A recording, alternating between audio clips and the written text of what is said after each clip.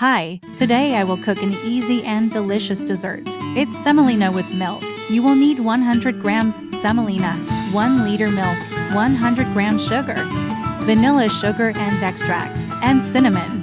First you bring the milk to boil. Add some salt. When the milk is boiling, add the semolina and mix well while putting it in.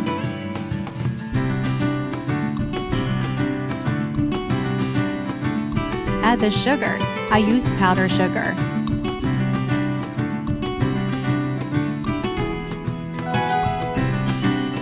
Add the vanilla sugar.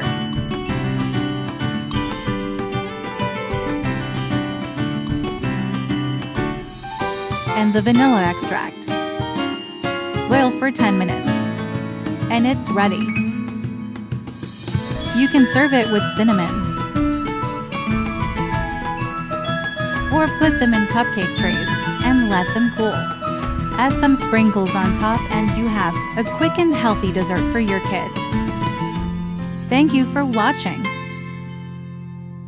Subscribe for new easy recipes.